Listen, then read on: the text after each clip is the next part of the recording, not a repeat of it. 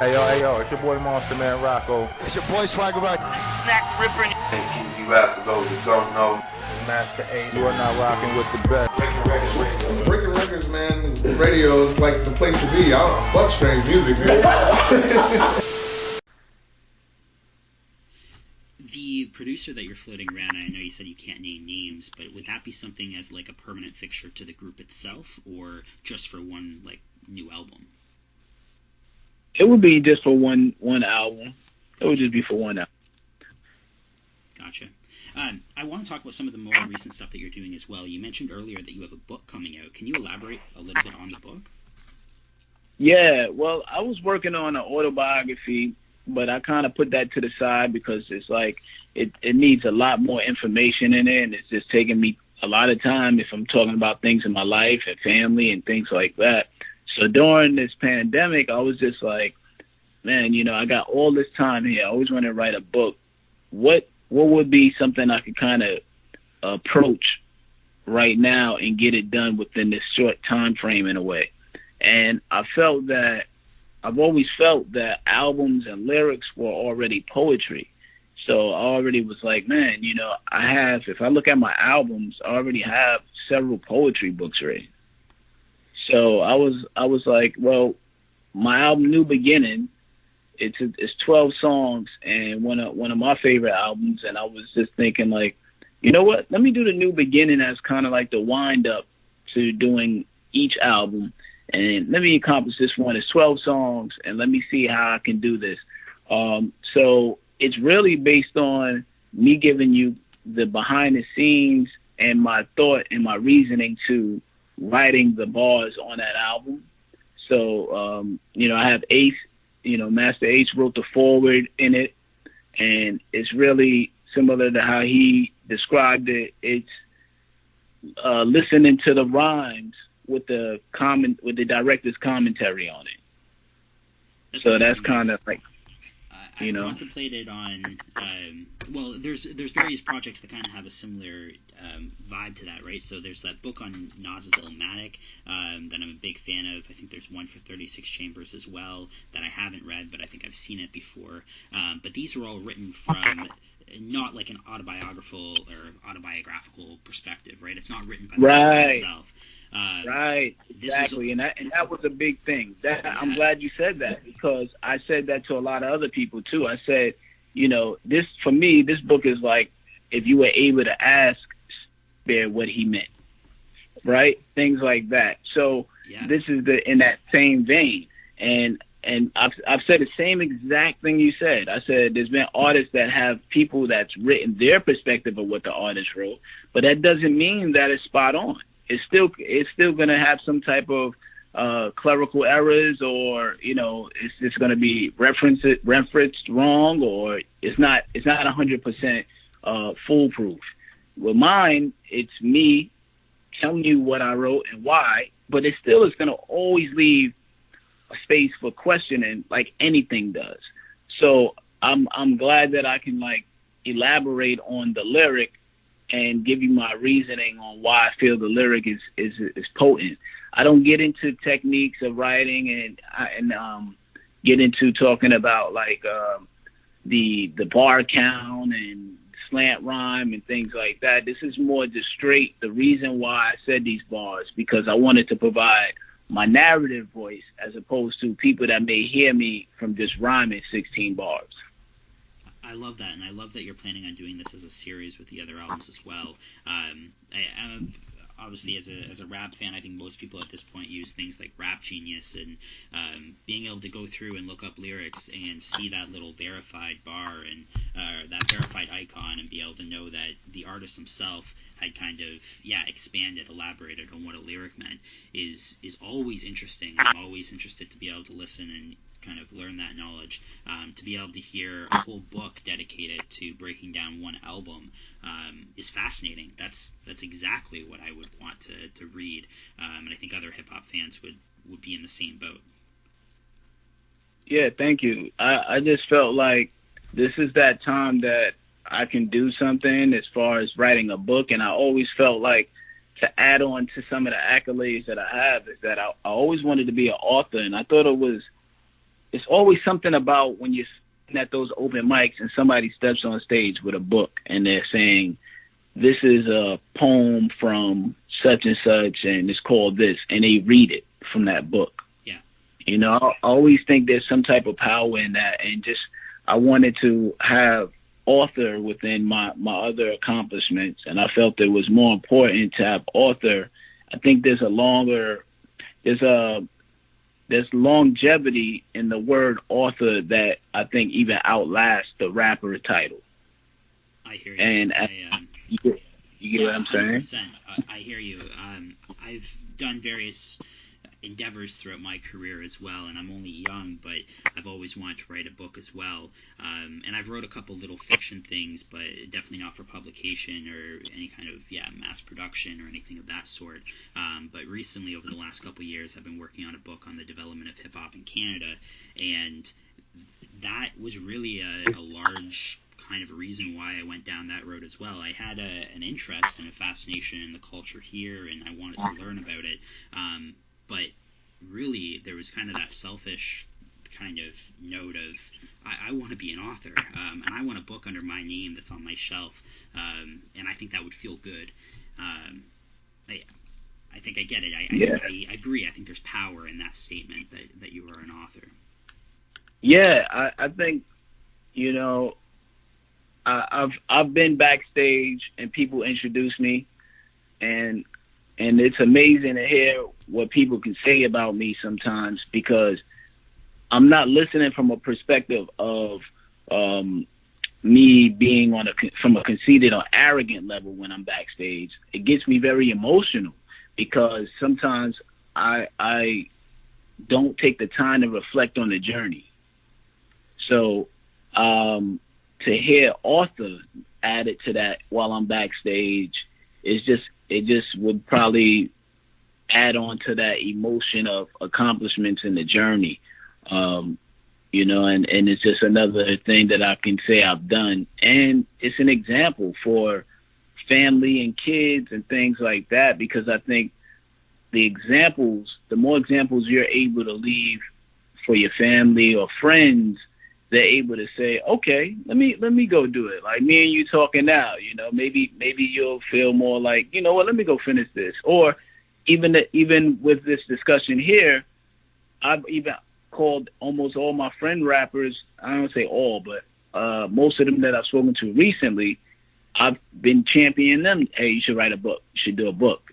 And I don't mind going through the process of figuring out how to get it together, you know, and I offer that same opportunity to you. If you just got these ideas and you trying to figure out how to organize your thoughts, which is kind of the gift and the curse of being an artist and being a writer, being able to do things, whether you're painting, whether you're an architect, or whether you're construction, postal worker, whatever, that your mind has to be able to figure out how to organize things. And sometimes we're such scatterbrains because we're looking to do so much, you know? Yeah, and I think the task often seems daunting at first before you really dive into it, and it is a large task for sure. And it takes a lot of time, it takes a lot of effort, and depending on the book that you're writing, it's going to end up being at least a 6-month project, if not way longer than that.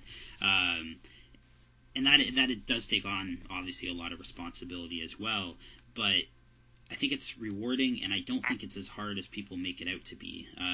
You take it one step at a time, you break it down into increments, you work on one chapter, right? Work on one page, and I think over time it can be a pretty therapeutic experience just actually writing this thing. And it's regardless of any kind of book sales or anything, I think there's a reward and achievement in just getting those pages down and knowing that you're actually able to do this, and seeing a page written and then seeing a chapter written.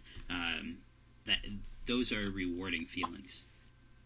Yeah, I think when you tell somebody to write a book, right, it's like saying you know how to ride a bike, or you know how our mind works in pictures. So when you say something like, hey, you know, what do you want to eat, or food, or whatever you think of, it kind of flicks a picture in your mind. I think that word book makes you think of a novel. Like, you think, oh, I don't know that's a lot of pages. And it's like, nah, it's not. you can't say it's a lot of pages yet until you write it. So yeah, that's kind of where we are with this whole book process and me kind of understanding it. And it's so crazy, man. My daughter, she had to do an assignment based on writing, and it was the Lamont way, which is you just write and write and write, first, second, and final draft, and then the Dilla way or Dyla way. And you can either edit while you write as you go. And I'm more the Lamont way. I like to just write, and I'm not worried about nothing messed up. I'll write and write and write, and then I come back, Yeah, I'm the same way myself, and I think that's needed for at least your first couple books, just to be able to actually get something done. Because I feel like once you end up getting it done, then you're able to go back and you're able to take your time and edit it. But if you're taking your time and editing as you go, I think you can get kind of not heartbroken isn't the word, but just disappointed in the level of pace that you're going, and you can give up, right? And you don't want to give up. You want to do anything you possibly can in order to not give up. And then once you end up finishing that draft, well, then you're good. You've written something. And I would even argue it's probably good in order to write something else after that. And then after you're done that, go back and edit the first thing, because you're always going to be improving. And that first piece of text that you end up writing, I don't think it's not going to be to the best of your abilities. Never. Yeah, take time with it and just get something done. And then write more, and keep writing. My motto, telling my friends, is finish and then fix. Yeah, 100%. That's it. Don't worry about grammatical errors. Don't worry about syntax. Nothing. Just go, and then we come back. So that's kind of how I've approached it. And I've never heard the terminology that you use there in order of the different methods, but it definitely makes sense. But there's, in terms of, I think you said it was the Lamont way, is what you're currently practicing? I think it's Lamont. It's crazy because this was part of her homework, and then I'm looking at it, and I'm like, this is so crazy because I'm up here looking it up, but I was just like thinking about it, and yes, Lamont, Lamott. Gotcha. And the Dilla is Dila. So I don't know if it's Dilla, but the other person is George Dilla. There you go, right there, George Dila. So those are the two approaches, and it was funny to read her homework and help her with that and see it in the two approaches. And I was like, wow, I just kind of actually did this writing my whole book without even knowing these approaches. Just kind of because I write rhymes, and writing songs for me is the same approach. I just write and kind of go, and then I put it together and piece it together. So if I wasn't, it's the same method for me doing a book. I'm not sure if you've ever heard of the, I guess you call it a movement at this point, but once a year in November there's the National Novel Writing Month, or NaNoWriMo, is what they call it, and that's what first ended up getting me into writing a long time ago anyway. And its whole motto is, in order to be considered a novel, and it's usually geared towards novelists and not necessarily nonfiction writers, but in order to be considered a novel, you have to write 50,000 words. Before that, it's considered a novella. And they break it down nice and easy. They have a nice app on their website for 1667 words a day, and you try to get a novel done in 30 days. And the whole idea is exactly that Lamont method in terms of you're just writing, right? If you get roadblock or like writer's block in any step of the way, it doesn't matter. Your characters can get abducted by aliens. It doesn't matter. Just write. Just keep writing. Right. Just do something in order to get those pages done. You can go back afterwards and you can change things, but it's not even so much. The book is not meant to come out in that sense. You could, if it's a good piece of writing, you can edit it in December if you really want to. But in a lot of ways, it's made as a confidence booster. Get something done. Know that you're able to write a book, and then now you're able to take your time and write something much more substantial if you want to. But just that achievement, knowing that you can do it, will make writing infinitely easier going forward. That's a whole movement. There's like hundreds of thousands of novels that are written every November as part of this movement all across the world. And there's like Camp NaNoWriMo as well for kids. But I think that's a wonderful experience, and I really wish that would be taught more in school. Just get kids to write something of substance, because I think it builds confidence more than anything. Yeah, and that's one of the difficulties going on with kids being able with technology. Technology, it kind of eliminates the fact that you have to spell properly or have to, have a long extended thought, right? Yeah. Because it's even with that, I'm like BRB, be right back. So how extensive is that? Everything's so acronyms. You know what I'm saying? Yeah. So it's dealing with acronyms. So of course, being that it's dealing with acronyms, most people are not trying to write nothing that deals with a full conversation. Conversations are kind of short right now, 100%. So when is this book coming out? Do we have a title or anything for it? Yeah, it's called What Words Are Worth, Volume 1. And Volume 1 is What Words Are Worth, Volume 1, New Beginning. I actually uploaded it yesterday. It's coming out through Amazon, and I uploaded it yesterday, so it has a barcode and everything. So it's, the artwork is done, the cover is done, and everything, So I'm just like, what I want to do is a simultaneous release.